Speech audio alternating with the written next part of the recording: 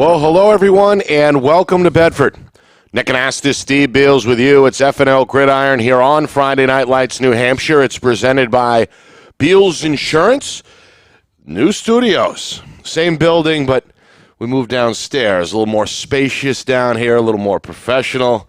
We'll get into that in a moment. Our rundown looks like this. Joe Marcelina, live from the field as Bedford and Central battle on a Thursday night. We'll get a game preview from Joe in about 15 minutes or so. Joe Marcelina, of course, from NHHighschoolsports.com. And then the previews just keep on rolling. Eric Coomba of Dover coming on with us. Green Wave 3-1. Big battle coming up Friday night. Part of our Friday Night Lights Game of the Week as Dover will take on Winnicott. We'll also speak with Dante Lorende of the defending Nashua North champions, who are the defending champion Nashua North. Titans 3-1 and heading out west to Keene. That is where we will be on Saturday as the Titans take on the Blackbirds. And then finally at the top of hour number 2, Winnicott senior quarterback Kyle Tilley will join us live from the Seacoast. So Joe Marcelina, Eric Coomba, Dante Lorende, Kyle Tilley is the guest list tonight, Steve, as we head towards week 5 already in the NHIAA football season. Kyle Tilley, up-and-coming star, only a junior, and I believe he's a senior. Yep. But boy, is he really improved. Good quarterback last year, even better this year. Look, could be exciting kind of talk to him. Yeah, this was quite a week, Nick. Coming off the absolutely blew out any Friday Night Lights blew out any numbers that it ever did before. Those two games put together, literally almost 6,000 views, just incredible. Our fans out there are growing, the subscribers are growing, and it's just really exciting. And we're so happy to bring it to so many people and hearing so many nice comments. Thank you to all those folks out there, and hope to keep on bringing it on again. Yeah. As far as the week is concerned, that Pinkerton Londonderry game was incredible. The Exeter Winnicott game was incredible as well. I don't know what you really come out of those with. Both of those games were tight enough. Everybody knows if Pinkerton could have avoided penalties, that game would have been closer.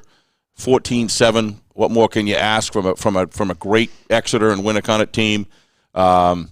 We can talk about some of those other games as well, but those two games, boy, they were exciting to watch, and I learned a lot about those teams. The Londonderry and Winnicott defense is absolutely for real. Well, those are hard to stop. Last two unbeaten teams remaining in Division One. You talked about Friday night. Londonderry trailing at half at Pinkerton. Upwards of 5,000 or so fans in attendance. The atmosphere was electric, and Coach Lozon deserves some credit. His guys went out. They throw the second half shutout. They score 2 touchdowns, and they win the game 21-10 to improve to 4-0. Pinkerton slips for the first time this season down to 3-1. And then again, basically the same thing the next day. Yeah. Big crowd, this time on the Seacoast. Exeter and Winnicott. That game was tight, really a one-score game the whole way. And in the end, after a defensive 60 minutes, Winnicott is 4-0 as Exeter slips to 2-1. Final score there, 14-7. So now 1-2, either way, in the standings, Winnicott and Londonderry at 4-0. And I think at this point, we start to not only see stratification, which is your word, but we start to understand a little bit more about these teams' identity, strengths, weaknesses, etc. And right now, those two, as good as their record for sure at 4-0. I think all 4 of them are that good. I really do. I think Exeter and Pinkerton are solid teams. I just think that the defenses of both Winnicott and Londonderry have showed us how good they really are. But both Exeter and Pinkerton, with some minor modifications, have just shown that they're right. Those are very close games. When you look at very competitive games, and it's just scary when you give all 4 of those coaches film on each other. Right. When you think about what's the analysis is going to go on those films and such that they have, it's going to be good when they can focus on their individual matchups and how they'll adjust their game plans accordingly. Coach Lozon and coach from Winnicott, Francone, absolutely. Francoeur absolutely put together a game plan and adjusted at halftime. Look at the way Londonderry came out the second half. That defense was able to shut down a very high-powered. Another game, a couple things you got to look. Another couple teams you got to look at. That Goffstown Bedford game. Are you going to talk about that coming up? Sure. I don't know the details of the game. I've been looking to be able to watch it. I can't find it. I'd love to watch that game. I did see some highlights. Saw the final score, 28-7 Goffstown. Wow, Goffstown is looks like they fixed their problems and they're ready to go. And that's who knows what's going to happen, in the north as far as that game. And the other one, I got a call and a text. Actually, I got two texts, I should say, from our good friend and Pete Johnson from Nashua TV, and said, I know you had a great game over there, Steve, but you should have seen the game we had. Went right down the last 2 seconds. Right. So, well, that was 43-42 South.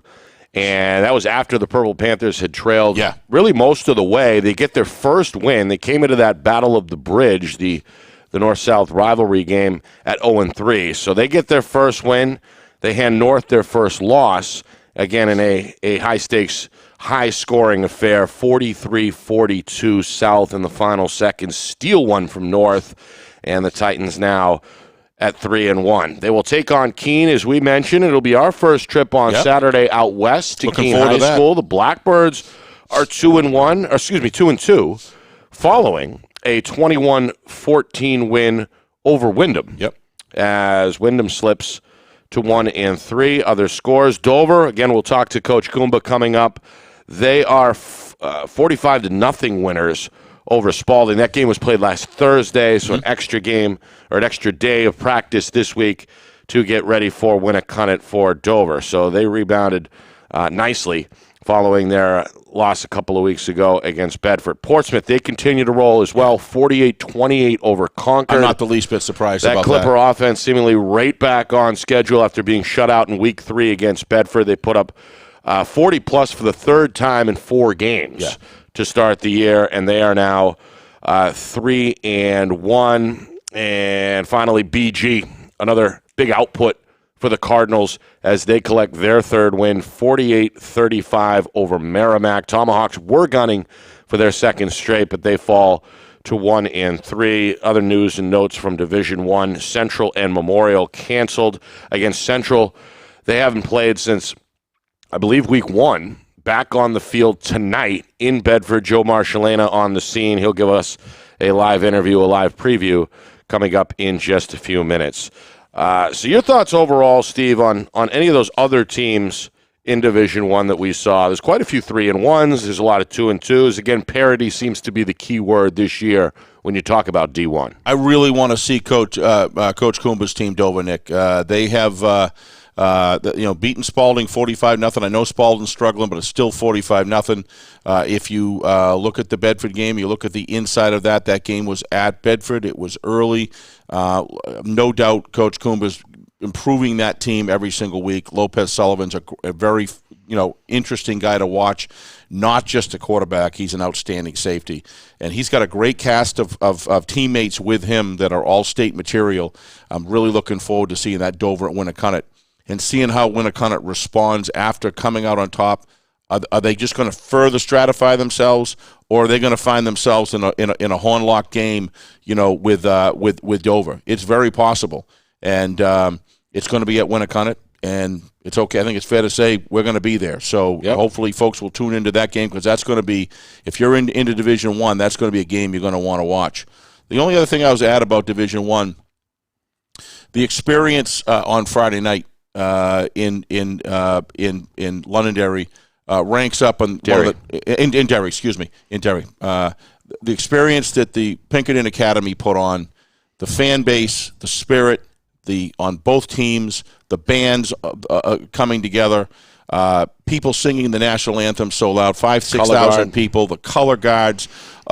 Pinkerton Academy and Londonderry High School deserve Pinkerton as a host and participating, in Londonderry as a participant. The class that I saw in that game, the attitude and respect that the coaches have for one another, the attitude and respect that the players you could see out in the field, they were banging like no tomorrow. The hits in that game were fierce, Nick, and they would get up and give each other high fives, smacks on the helmet, and things like that. This is two great communities putting on a class act. If you want to see a great high school football game, man, that's going to be a special game to me for a long time. The spirit in the crowd was just incredible, and I just thought that, Coach Lozon, younger guy coming up in his 30s, the legend, or one of the great legends in Coach O'Reilly. That's what this game's all about, and they and their teams showed so much class. I'm going to remember that one for a long, long time. Yeah, the players, the coaches, all those affiliated with the game, I'm sure will remember it for a very long time, if not forever. I think you said it on the air best the other night, giving these, especially the younger players who may be experiencing that for the first time, another taste of how things are like in normal America. Yes. With the crowd restrictions lifted, etc. So it was a great atmosphere, and as you said, a great job by Coach O'Reilly and his staff. Of course, he's the AT I'm going to go on the limb, and I'm just going to say the people of this country are far better than the government in this country, and they showed it the other night. It's such a class act, people caring for one another, but that explosion of on the field as soon as that game started, and it just never ended, and the passion and the commitment they played with, it just showed that why America is great and where the greatness lies. Two of the better teams on full display as well, two of the better programs in Division I. We were pleased to be there. As you said, Steve, we'll be on the East Coast tomorrow night. Looking forward to that. Seacoast. In fact, Hampton at Winnicott High School, a 7 o'clock kick between Dover and Winnicott. Saturday schedule, we're out west, the opposite end of the state at Keene, as North will take on Keene. That's a 2 o'clock kick. Our coverage begins at about 1:45 Eastern.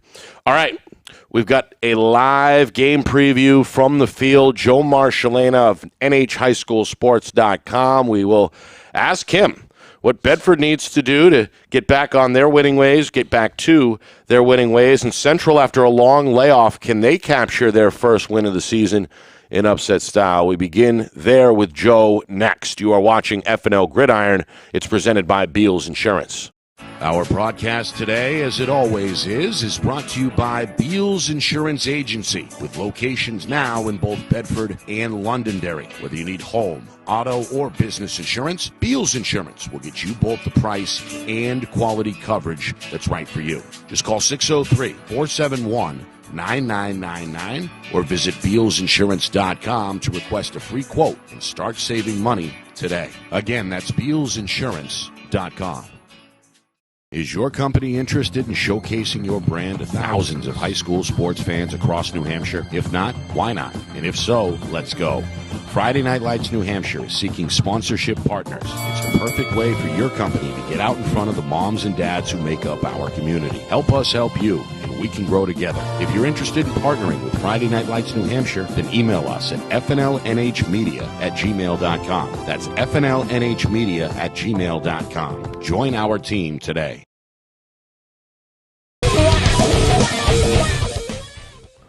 Back here in Bedford, FNL Gridiron, heard every Thursday live at 6 Eastern here on Friday Night Lights, New Hampshire. It's presented by Beals Insurance.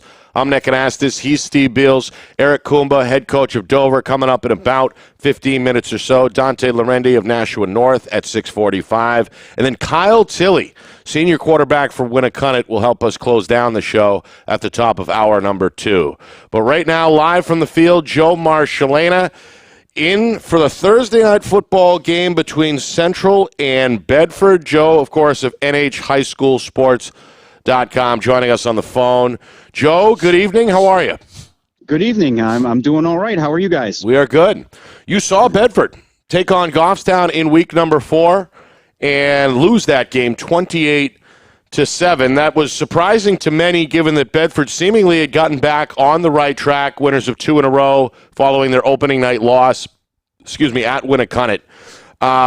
What seemed to be the problem or ailed Bedford in your eyes, Joe? You were, again, at that game. Was it more Bedford maybe not coming out 100%, or the 3 weeks to get ready really help out Goffstown in that regard, and the Grizzlies just kind of took the bull by the horn, so to speak? What did you make of that 28-7 loss for Bedford last week? Yeah, Goffstown definitely came out ready to go. I mean, they went right down the field on their first drive. They looked like a bunch of guys that wanted to get out on the field and actually play somebody. But, I saw Bedford 2 weeks earlier against Dover. And, I came away really impressed with them in that game because they were able to do anything they wanted in that game offensively. They ran the ball, they threw the ball. It just looked really good all around. So, yeah, I was a little surprised, with what happened against Goffstown. But I think a big part of that was just the play up front. Bedford's got a more athletic line, I would say. And Goffstown is a bunch of, they're returning guys, they're big guys. They were able to push Bedford around a little bit more than maybe some other teams have this year. And I'm assuming, it's been a while since I looked at the film from Winnicott, but I believe that's what Winnicott did to Bedford as well, was able to push them around. Yeah. And there were a couple of guys missing for Bedford, too. I'm not sure who, but I know they had some issues with COVID last week. So they were a little shorthanded, too. Okay. Yeah. Central, speaking of COVID-19, have not played since week 1. They are 0-1, and again have an extra week now, nearly a month to get ready, I suppose, for this game here against Bedford. So it's a similar scenario for the Bulldogs, opponent-wise, in terms of the opponent with a lot of time to get ready. Do you foresee that maybe factoring in tonight, or how does, I guess, Manchester Central look here as they're warming up over on the field? You get the feeling that they're rearing to go like Goffstown was a week ago. I got to imagine that they are. I just don't know if it's going to have the same effect as with Goffstown, because looking over the Central roster, I mean, this is a much different Central team than I think we're used to seeing. By my count, the varsity roster has 23 freshmen on it. Wow. So a really young team. I was going back through my notes from the Jamboree. That was the only time I saw Central this year. And at the time I didn't have a roster. So I was going over tonight's roster, just trying to put some names with numbers and just not a lot of names I recognize. So it's a team that not only is young, but I think is very short on experience. So that might be, just like you said, not having played in close to a month. Not being able to practice for almost 2 weeks, I think. That's going to, just not having that game experience. We're going against a Bedford team that, has not only a full slate of games so far this year, but has some experienced kids back. So, right. I mean, if they're gonna do anything, it's gonna have to be kind of like what Goffstown did last week, and maybe get the ball to start and try to get down the field kind of methodically and hope for the best from there. Right. BG and the Nashua schools will go there next, Joe. The Cardinals 3-1. They bounce back after a week 3 loss against Londonderry with a big shootout win, 48-35. Obviously, the offense explosive. Steve and I saw them, in week 2. Upset Salem. But your overall thoughts on the Cardinals, and for Merrimack as well, for that point. Tomahawks 1-3, but again put up 35 in a loss, went down swinging. Your overall thoughts on that game from last week, and how good can BG be moving forward? I think they could be very good. This might be, the one of the better BG teams in quite some time. Certainly going back to I think 2015, 2016 when they were a playoff team. But they're such a different team from them. I mean, they're still running a spread offense, but they barely threw the ball on Saturday. They didn't throw a pass in the first half of that game. And it's really just a handful of guys offensively who are running the ball. It's Matt Staniswaso at quarterback, and it's Charlie Bellavance at running back. And they're just lining up and just running teams over. It's really been strange to see, because when you think of, more current BG teams, that's not what you think of. I mean, I know going back to, going way back to the days of Tony Johnson, it was more of a run first team. But they maybe haven't run the ball that much since then. So, I mean, it's impressive how physical they've been. And how they've been able to go at teams like that. And this week is going to be, I think, a pretty big test for them, because South, they're a big physical team. Again, despite running a spread offense as well, they like to run the ball a lot too. And you asked about Merrimack. I was despite the loss, despite some of the mistakes that they made, I think, on both sides of the ball, I was impressed with them. They were a lot better than I kind of had heard and thought they would be.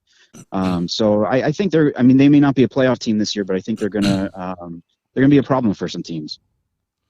Joe, Steve here. Love your videos. Thank you.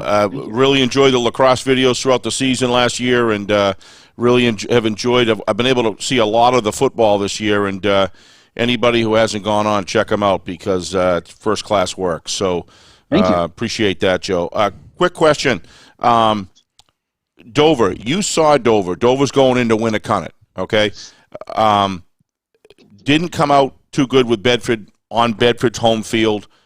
How do you assess Dover at this stage? Are they better than they were at Bedford? Have something? Do you know any? What do you expect when you go into Winnicott? Obviously, I mean that's going to be a tough. That's a tough matchup for them. They're going to have to hope that they can find ways to keep Winnicott's defense off of Darian Lopez Sullivan. I mean, he, that game against Bedford, he made some throws, some plays in that game that I don't remember seeing many high school quarterbacks make. I mean, he did a fantastic job of moving around, and just as you're thinking he's about to tuck it and run, he just keeps his eyes downfield so well, and finds the open receiver. And he's got about 4 or 5 guys that I mean, there's just so many of them I can't remember all of their names. But he's just so good at making plays.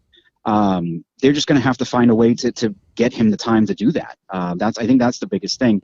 And then get the ball away from Winnicott too. I mean, you saw that last week against Exeter. What was that second half drive? Like almost 9 minutes that Winnicott had the ball. I mean, just under. Yeah, I mean, you can't score if you don't have the ball. So they're going to have to find a way to get it away from Winnicott, and that might be tough.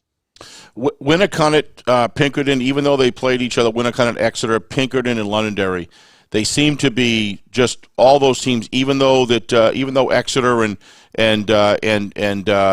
Pinkerton played their proposed opposition really tough last week. Let's put those 4 teams aside, Joe.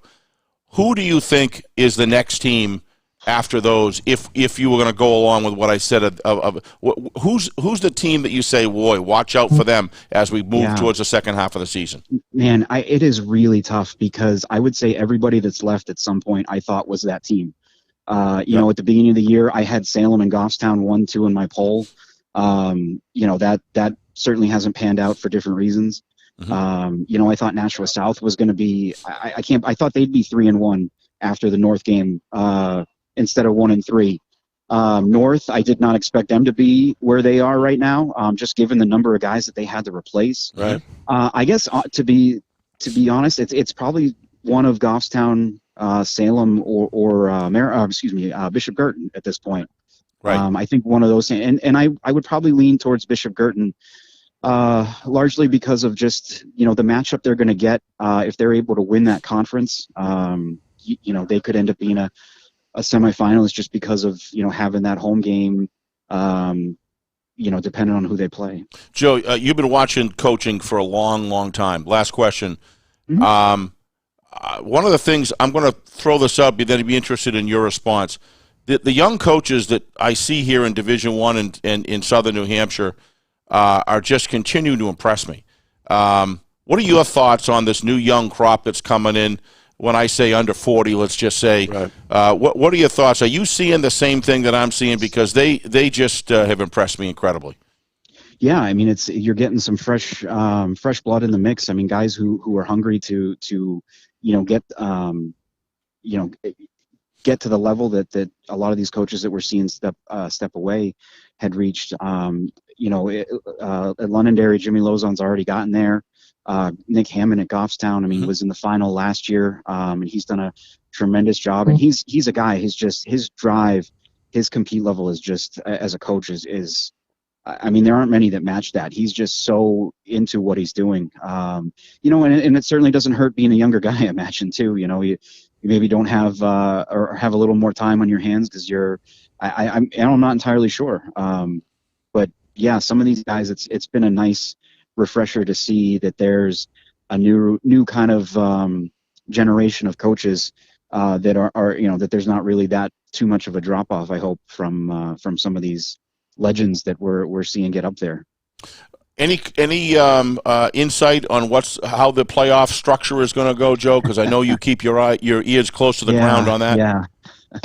I mean, outside of what what it would normally be, no. As far as I've heard, I mean, I haven't heard anything official. I don't think there is anything official yet. Okay. In terms of what they're doing in regards to the games that have been canceled. I've heard some speculation that there's some hope that they might somehow get made up. I don't see how that's possible. Mm-hmm. There's talk of just, I guess, throwing the hands up and saying there are going to be no contests. I don't really think that's fair either. I can understand why they would want to do that. I even heard there's an outside chance that they may go back to another open tournament and just, I don't know how the logistics of that would be. All of these are rumors, which I'm sure everybody loves me throwing those out there. But I mean, it's just things that I've heard at this point. And I think that's just because there is nothing concrete that's been decided yet. You think, Joe, that's because of the fact that we don't have enough contests completed yet, and they don't know, if this COVID thing continues to loom? Do you think that's why they're waiting to make their best decision, or what? I hope so. I hope that's what it is, that they're waiting to make the best decision. But I fear that it's one of those that they're hoping that maybe it'll just work itself out somehow. Like right. that, maybe a team that missed out on it, like a team like Central that's missing some games is just, they're not going to matter in the long run. Right. That kind of thing.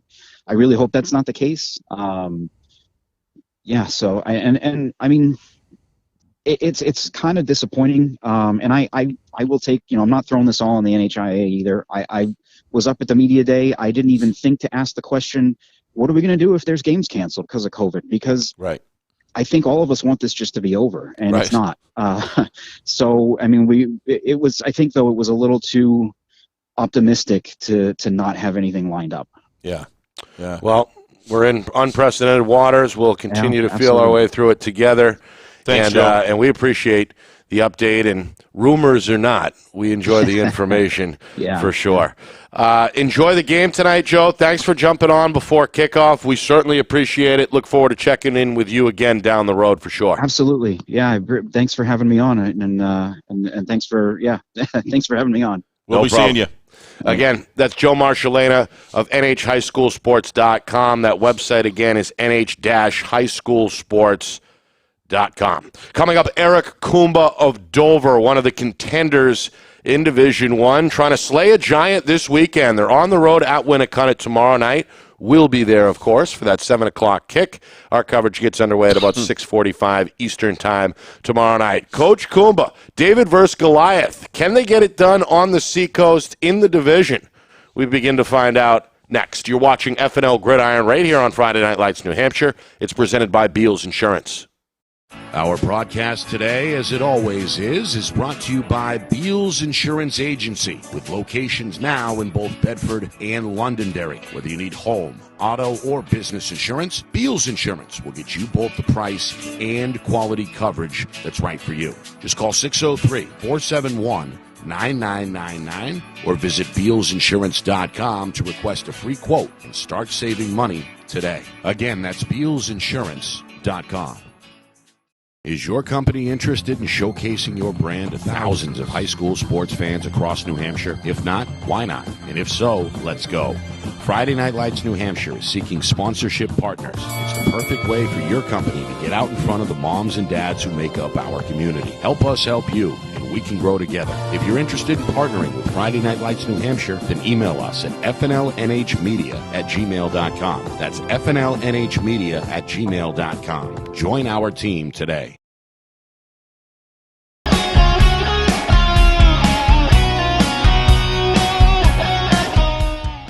Back here on FNL Gridiron, we've got Coach Coomba on the line. Dover 3-1, going to battle tomorrow night at Winnicott. Coach, good evening. How are you? Not bad. Good. How you guys doing? We are good. Your group off to a good start. 3-1 out of the gate. An experienced group, an experienced quarterback, and it seems like that program becoming the Eric Coomba program more and more as the years go by. Your thoughts overall on the first 4 weeks of the season?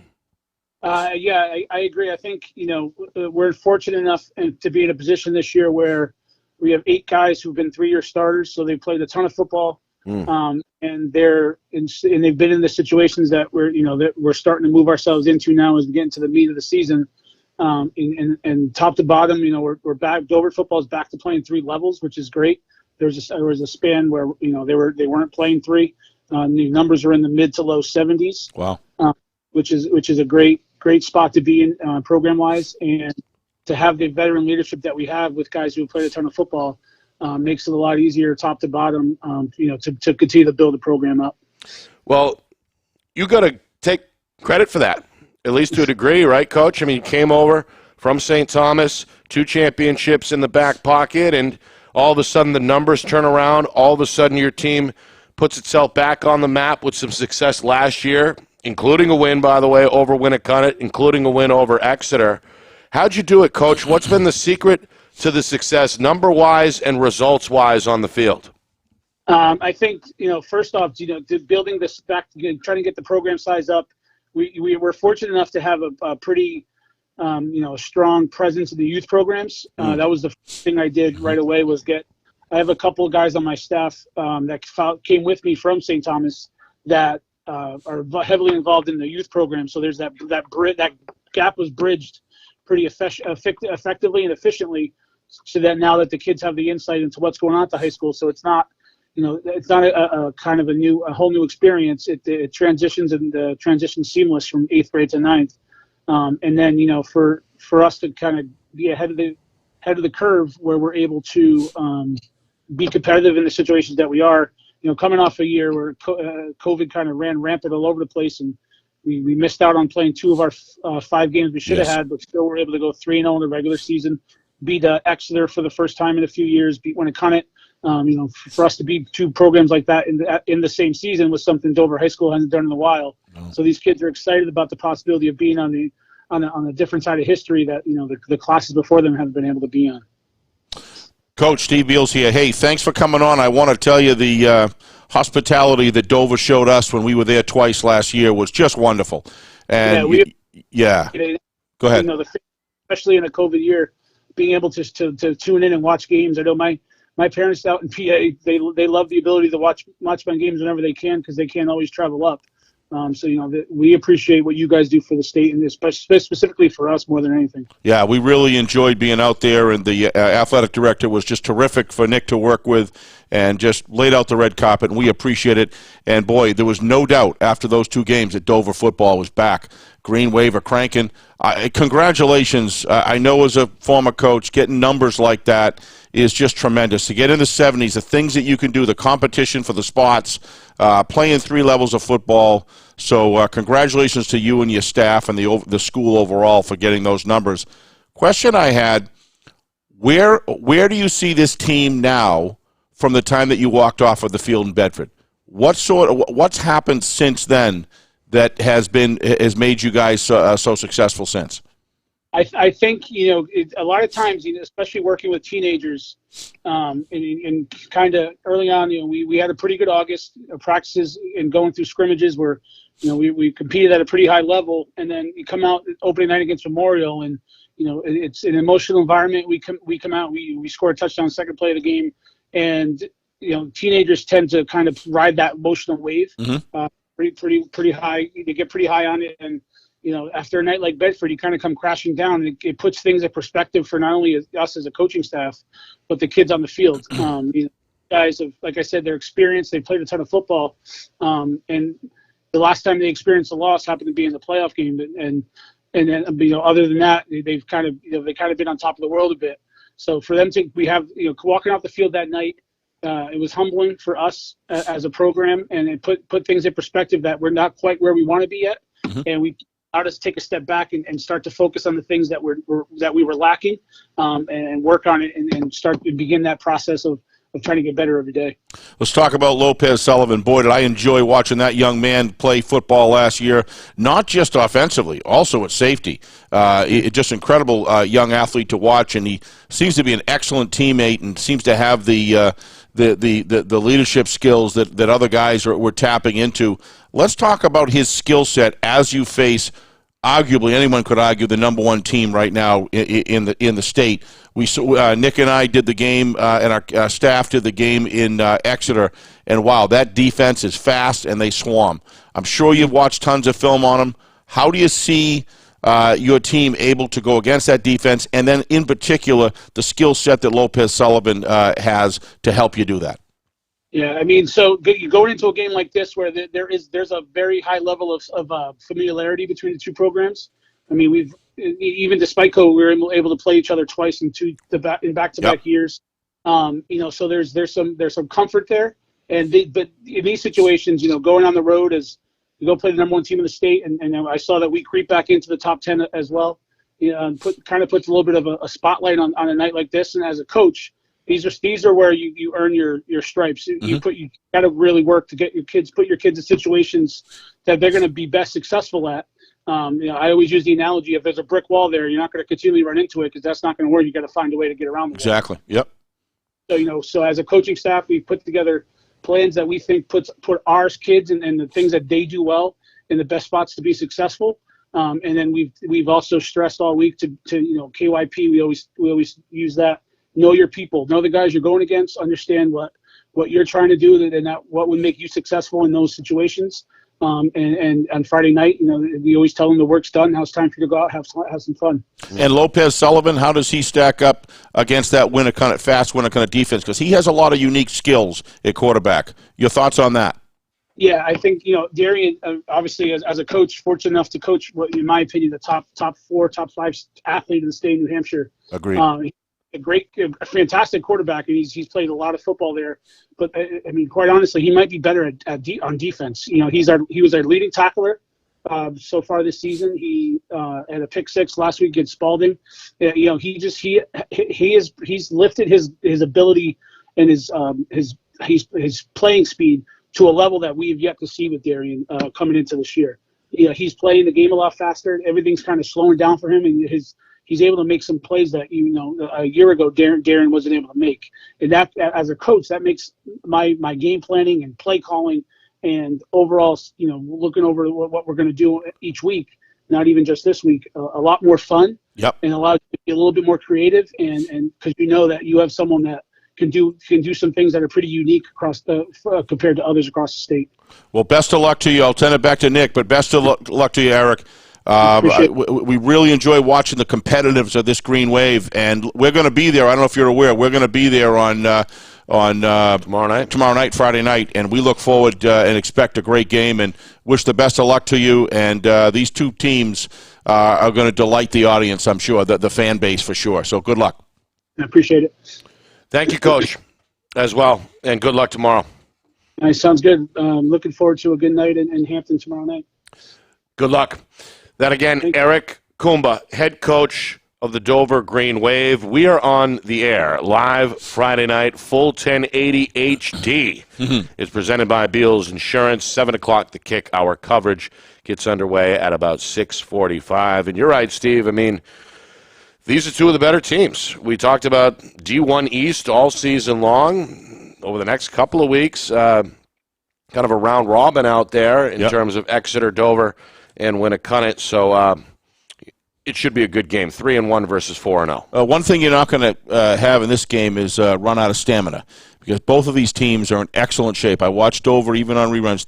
They don't quit for 4 quarters. They keep on playing, and obviously we know that about Winnicott as well. We got a chance to see them.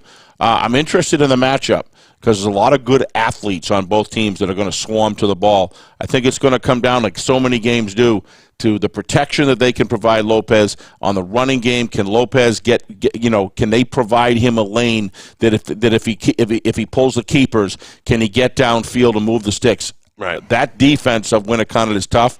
If Coach Coomba can put points on the board with them, don't count Dover out. Whether they win or they lose, these games you want to look at the matchup. I saw 2 very close teams, or 4 teams last week that we did, that any given Friday night or Saturday, the other team could win. I really believe that. I think this is a big game for them to show up and play hard, play well. If they win, wonderful. If they don't, how close is that game? Right. How tight are the matchups? Are they going to get good film in which they can improve if they got to play again? The pressure's on Dover, though, because they have a loss, and Winnicott doesn't. but there's a lot of marbles on both sides here. The East is just so much fun to watch, Nick. They've got some solid programs, and the numbers on Portsmouth, the numbers on Exeter are always good, of course. The numbers on Winnicott are strong. The numbers on Dover are strong. Something's going on in the east of the water that's making kids want to play football. Yeah. Makes me really excited. Looking for a good game tomorrow night. For sure. All right, the proverbial target has been on the champs' back all season long. Next, we ask head coach Dante Lorende of Nashua North what it's like to play with that target on the back of the jersey. We get Coach up next, short break, and then back to Coach here on FNL Gridiron. It's presented by Beals Insurance. Our broadcast today, as it always is brought to you by Beals Insurance Agency, with locations now in both Bedford and Londonderry. Whether you need home, auto, or business insurance, Beals Insurance will get you both the price and quality coverage that's right for you. Just call 603-471-9999 or visit BealsInsurance.com to request a free quote and start saving money today. Again, that's BealsInsurance.com. Is your company interested in showcasing your brand to thousands of high school sports fans across New Hampshire? If not, why not? And if so, let's go.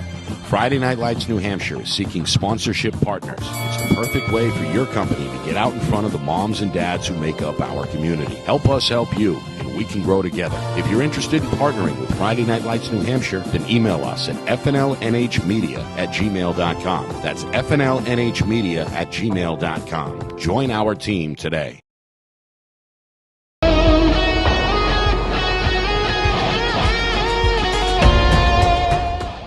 It's FNL Gridiron here at the Beals Insurance Studio, the brand new Beals Insurance Studios. Nick Anastas with Steve Beals. We appreciate Joe Marcelina of NH High School Sports for jumping on with us. Same thing with Coach Coomba of Dover. We've got Kyle Tilley coming up in a few minutes, the Winnicott senior quarterback. Right now, though, joining us from Nashua is Dante Lorende, head coach of the defending champion Nashua North Titans, getting ready for a battle out west against Keene. Coach, good evening. Hi, guys. How are you guys doing? We're good. How are you doing is the question after that hair-raising 43-42 shootout loss game against Nashua South. You've been in some tight ones, to Steve's point here, early on in the season. Despite the setback, you guys are still in good shape at 3-1. Given the amount of players, the amount of talent that you had to replace last year from that unbeaten championship squad, are you surprised on how well this seemingly young and inexperienced squad has gotten off? How good of the start you guys are off to here at 3-1? Does that surprise you at all? Yeah. Very surprised. Like you said, it's. I think we started turned 4 starters. So lost a tremendous amount of impact guys, as you guys know. So surprised. Wasn't surprised that we're in battles. Maybe a little surprised we came out on top of a couple that we probably shouldn't have. But I think it caught up with us last week. But pleased that the guys are fighting to the end of games. Yeah. Does it surprise you, Coach, that they've been able to find ways to win in the fourth quarter? Because that can be tough to do, especially with a young group. Yeah, that's been, that's the good news is we've been finding ways to win in the fourth quarter. The bad news is we've been finding ways to lose the first 3 quarters.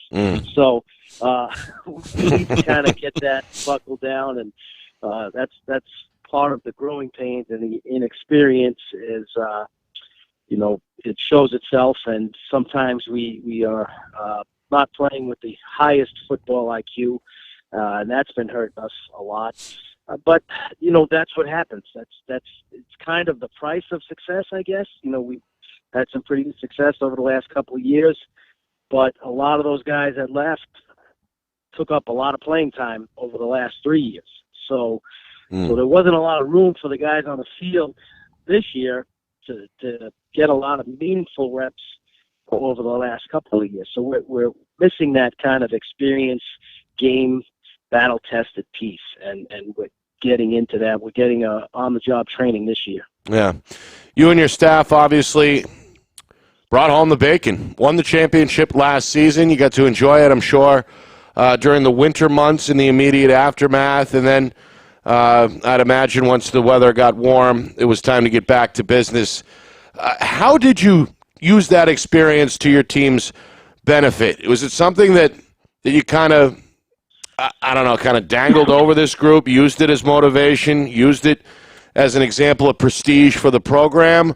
Or on the other side, do you say, you know what, the past is in the past, this is a new group, create your own identity, let's move forward? How do you go about handling what you guys accomplished last year, at least till this point here, 9, 10, 11 months later? I think it's a combination of both. I think, there was some high expectations set on this group, despite the fact that, not many of those guys played in the past.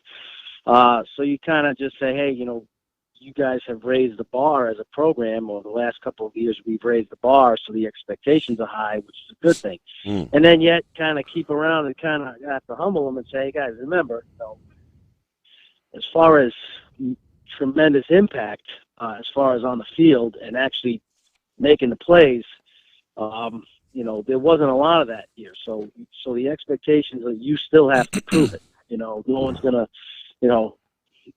bow down and throw the jersey on the field because you were part of a championship team last year. I said, if anything, it just kind of creates a bigger target. So you take the good with the bad and say, yeah, we have to, rise to high expectations, and also know that, we have to earn it, that what happened last year is over and nothing's given to us. Coach, congratulations on last year. We were able to talk briefly down at Stello's afterwards, and the joy that team provided us here at Friday Night Lights throughout last year was really enjoyable. So before I move on to this one, I just have a quick question. How is Harris Lopez? How is Harris Lopez doing? And how is Max Ackerman doing? Is one of them in a prep program? Is that correct? And then I believe no. They're both at Curtis is at Holy Cross. Yep.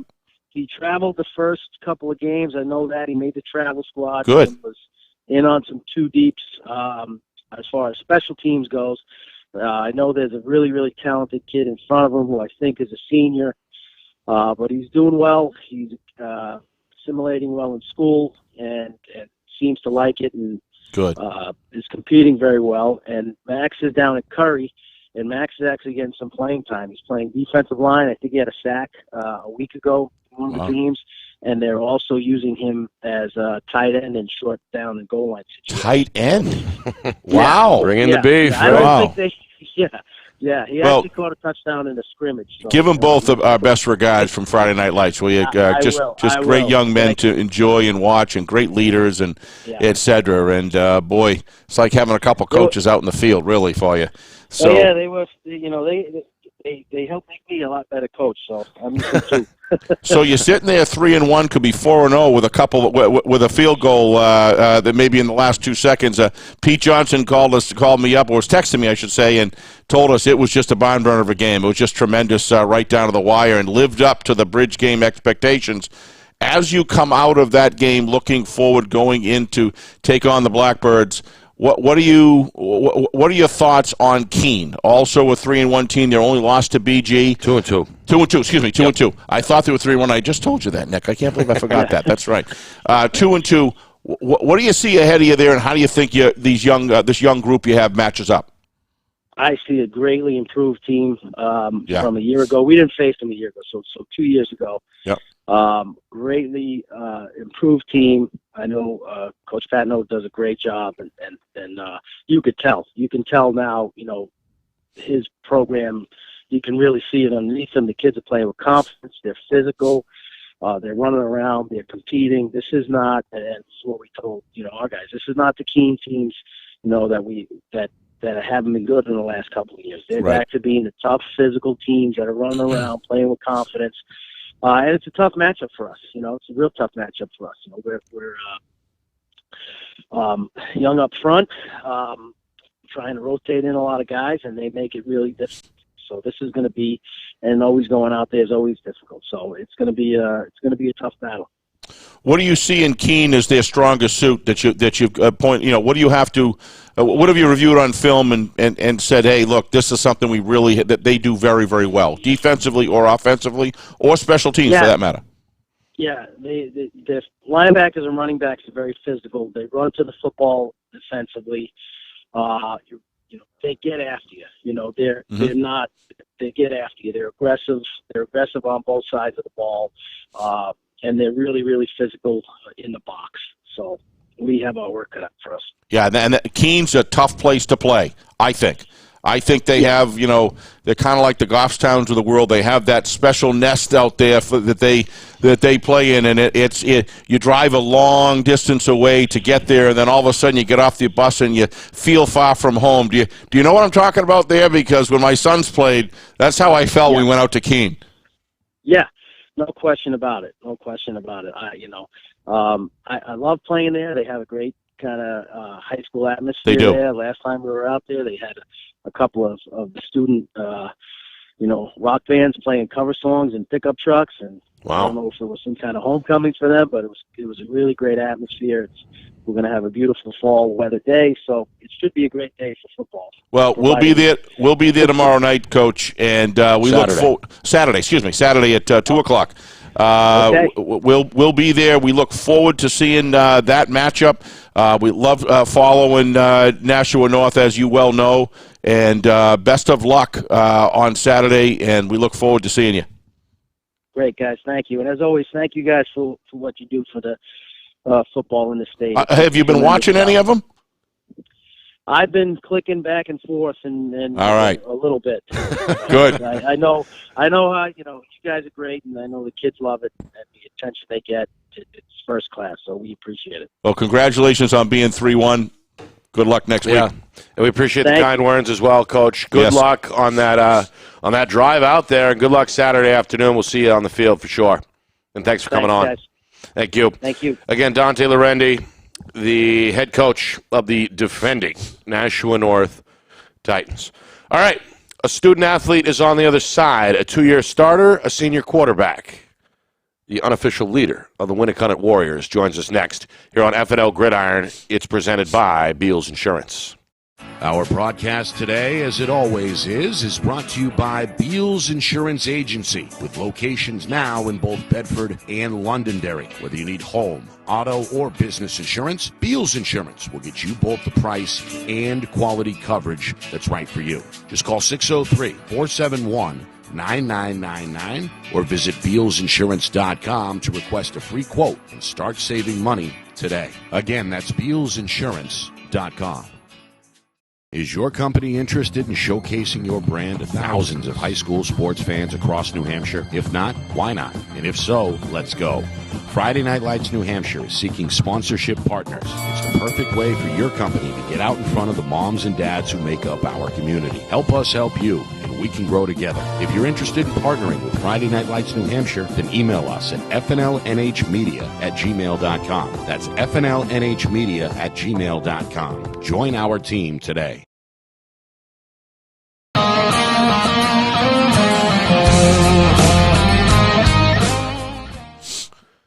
Top of hour number 2 here on FNL Gridiron. We are live from the Beals Insurance Studios every Thursday night at 6 o'clock Eastern. The archives, of course, are on our YouTube channel, put up there immediately after the show. So if you can't watch it live, don't worry. Check it out. Again, we're on YouTube at FNLNH Media, and we are live from the Seacoast tomorrow night as Winnicott will host Dover. Joining us now is the Winnicott quarterback, senior Kyle Tilley. There he is in an impressive man cave, it looks like. Yeah. Live from Hampton. Kyle, how you doing tonight? Good. How's it going? We are good. I see Pedro Martinez, Ray Allen, some of the other stars in the back there on the wall. It seems like your passion is for sports in general, right? Not just football? Yes, sir. Tell me a little bit about this team. It seems like you've got, in addition to yourself, some other veterans with experience both on offense and on defense. Is it kind of a family mentality out there with your group, especially the seniors here this season? Yeah, this team's been playing together for like a really long time. We got great chemistry out there. Everybody's focused. We all got the same goal in mind, and everybody goes. There you go. We got you now. But yeah, this is really, really hard, and everyone's really close, so there's not much bickering. Everyone gets along, and it's a good vibe out there. Your game seems like has been taken to the next level as well. Obviously, you had success as a junior, but so far through this 4-0 start, you yourself have been impressive. What do you attribute your success here to, your growth to? What have you done in the offseason, et cetera? How have you gotten better? We spent a lot of time in the summer with the summer workouts, a lot of throwing in our free time with the receivers, building that chemistry, a lot of play action practice with the running backs, just getting that offense really tight. Yeah. And it seems like everything has come together, at least through 4 weeks. Big game, big win back on Saturday on the road against a rival with a lot of people in the crowd. Obviously a night and day difference crowd-wise to what we saw last year with a lot of empty stadiums. What was it like to play on that kind of a stage in front of that many people and then ultimately to come out with a victory? What was Saturday's experience, that win over Exeter, like for you? It felt good to have the fans back in the stands, have all my friends and family come and cheer us on. But it was honestly tough to hear sometimes when Coach was checking out of plays. It made it difficult for us, but we still got the job done. Well, another big game here coming in, short week as well, only 6 days to get ready for Dover. They got you guys last year. They beat you. Is there a revenge factor this time around with Dover tomorrow night? Oh, yeah. I felt we played better than them last year. We just put the ball on the ground way too many times, and we should have been putting it in the end zone, but if we can keep that rock off the ground, I think we'll be in good hands. Kyle, thanks for coming on. Steve Beals here. Really enjoyed that game last year. Let's get right into Kyle Tilley here for a second. One of the things I noticed last year, I thought you were a solid quarterback last year, but you seem to be bigger, faster, stronger. Did you get in that weight room in January or something? Because you can do it all now. You can run the ball with some power. You seem to be faster when you're breaking outside, when you're rolling out. What was your repertoire over the last 6 to 8 months, Kyle? I ate a lot of food. I wouldn't say I was in the gym the most. Like, we got a lot of guys that are in there every day working their butts off, but I just really was in the kitchen making sure I got those carbs and protein in so I could bulk up. Be a bigger power runner for the season. Yeah, it's made a big difference. I want to go to the mental side of your quarterbacking as well. You good last year, but you really look solid on decision-making. You seem to understand that now better than ever. If there's nothing there, you're not throwing it.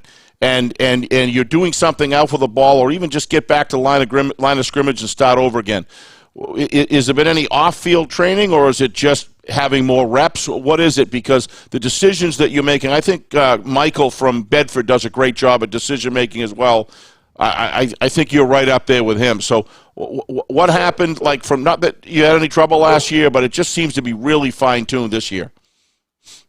Did you go to quarterback camp? What happened?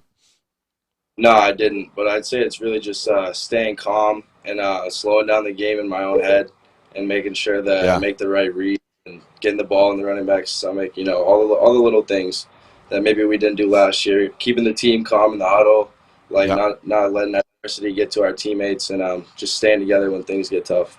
Well, Kyle, it really shows in any college that's looking for a quarterback that has a total package. You bring a lot to it, and I thought you led your team extremely well. You were talking about calm. Your head coach, who I love, Coach Francoeur, he's not a calm guy. I said he probably walked 2 miles on the sidelines in that game, and I saw him emotionally really get engaged in that game, but he contained the emotion that it seemed like the emotion drove you guys to a higher level in that second half.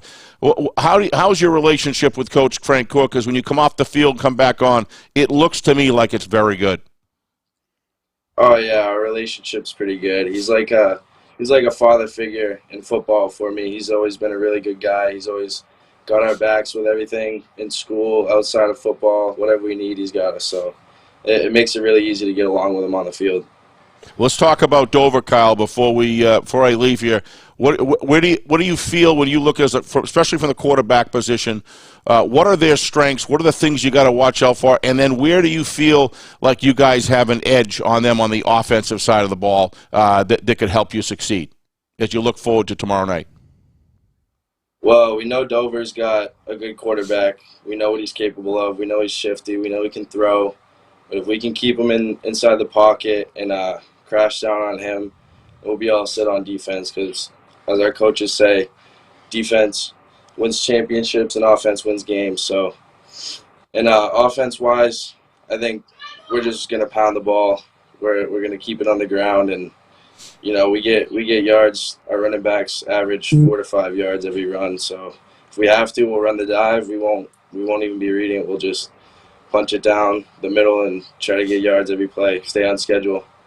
Well, highly anticipated game last Saturday, Kyle, and I thought you guys, that defense was just swarming in the second half. It was bang, bang, bang, pop, pop, pop. Everybody was moving to the ball, but they read their keys well. They stayed home, and then when they realized that their keys were read, everybody went after it. And this Dover team is coming in. It's going to be a solid matchup, and I'm really looking forward to it. And I also want to personally wish you luck as you move through the season. You guys have earned my respect as the team to beat.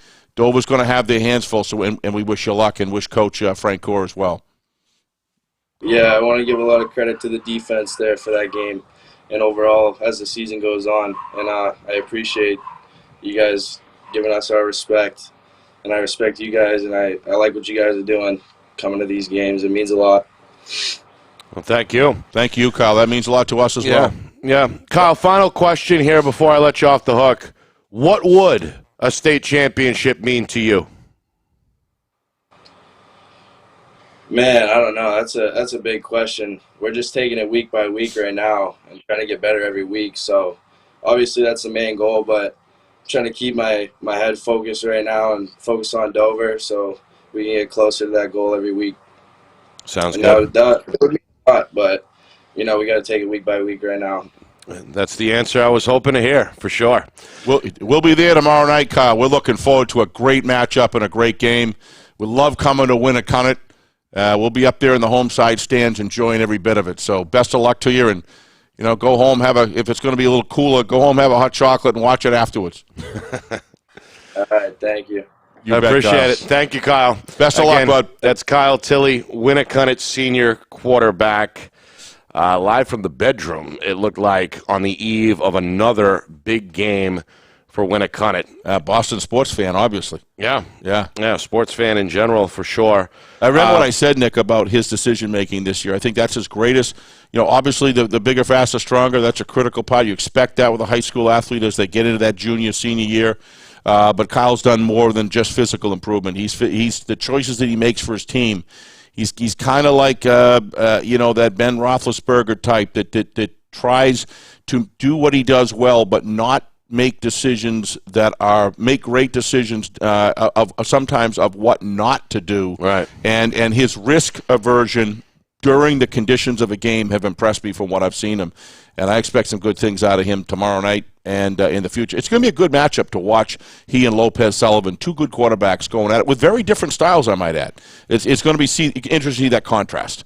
Probably one out of the gun, one out of the tee. Yeah. It's about night and day different as you can get. But the common thread, of course, both two-year starters, bringing a lot of experience and real field generals out there. Field generals and coaches that know their kids very, very well.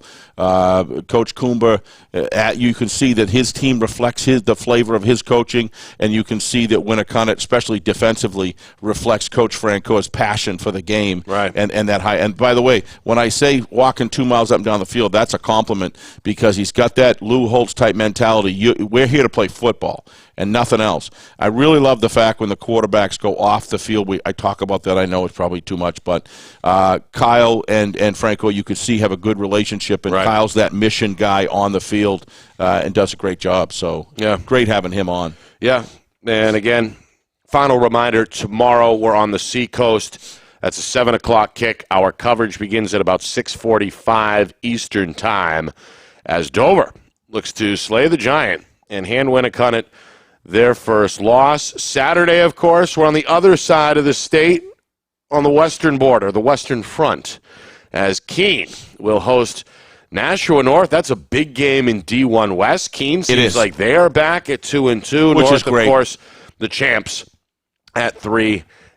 Steve, your final thoughts? Well, a lot of great memories out at Keene when my sons played. Well, we went out there, and boy, you realize when you're in Keene, it's Blackbird country. That's the bottom line.